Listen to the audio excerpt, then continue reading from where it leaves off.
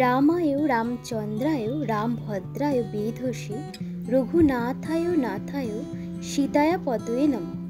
দক্ষিণে লক্ষণ ধ্বনি বামত জানকী শুভ পুরোত মরুতির যশ তং নমামি রঘুত্তম মম।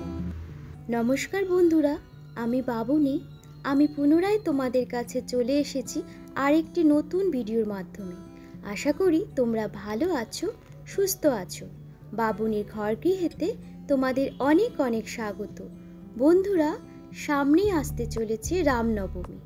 এখানে রামনবমী কবে পালন করা হবে তার সঠিক সময়সূচি এবং রামনবমী কেন পালন করা হয়, এছাড়া এই পুজো কিভাবে পালন করতে হয়, আজ তারই সঠিক তত্ত্ব কথা তোমাদের কাছে শেয়ার করব।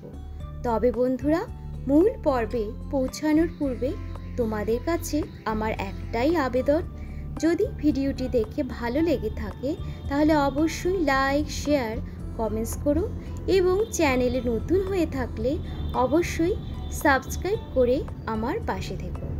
তবে মূল পর্বে ফিরে আসি। হিন্দু ধর্মের অন্যতম গুরুত্বপূর্ণ উৎসব রামনবমী। অযোধ্যার রাজা দশরথ ও রানী কৌশল্যার সন্তান রামের জন্মগ্রহণ উপলক্ষে অনুষ্ঠিত হয় এই উৎসবটি।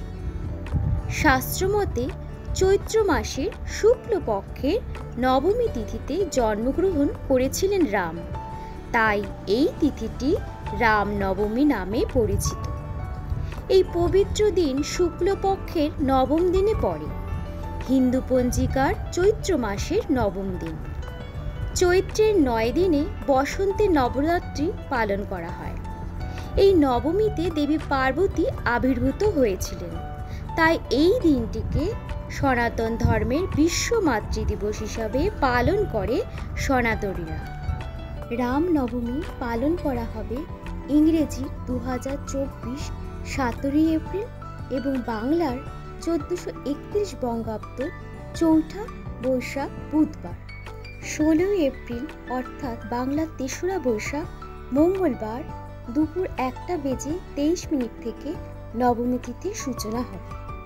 17 এপ্রিল দুপুর 3:14 নবমী তিথি সমাপ্ত হবে। রামনবমীর পুজো করার শুভ সময় হল 17 এপ্রিল বুধবার বেলা 11:03 থেকে দুপুর 1:38 মধ্যে। মর্তে রাবণের অত্যাচার বৃদ্ধি পায়। তার অত্যাচার থেকে মুক্তি পেতে সকল দেবদেবী বিষ্ণুর কাছে গিয়ে মুক্তির উপায় জিজ্ঞেস করেন। সকলের সমস্যা ও দুর্ভোগ দূর করার জন্য রাজা দশরথের বাড়িতে জন্মগ্রহণ করেন বিষ্ণুর সপ্তম অবতার রাম। পুজোর নিয়ম: ব্রহ্ম মুহূর্তে উঠে রাম ও সীতাকে প্রণাম করে দিন শুরু করতে হবে। ঘর পরিষ্কার পরিচ্ছন্ন করে বাড়ির প্রবেশদ্বারে আম পাতার তোরণ টাঙাতে হবে। রঙ্গোলি বানাতে হবে। এই তিথিতে ধ্বজা লাগানো শুভ। এরপর স্নান করে ব্রতের সংকল্প গ্রহণ করতে হবে। এই তিথিতে হলুদ রঙের পোশাক পরা খুবই শুভ এবং ফলদায়ী। এরপর সূর্যকে জলের অর্ঘ্য প্রদান করতে হবে। ঠাকুর ঘরে একটি চৌকিতে লাল বা হলুদ আসন বিছিয়ে রাম পরিবারের প্রতিমা বা ছবি স্থাপন করতে হবে। এরপর আবাহন মন্ত্র উচ্চারণ করে রামচন্দ্রের ধ্যান করতে হবে।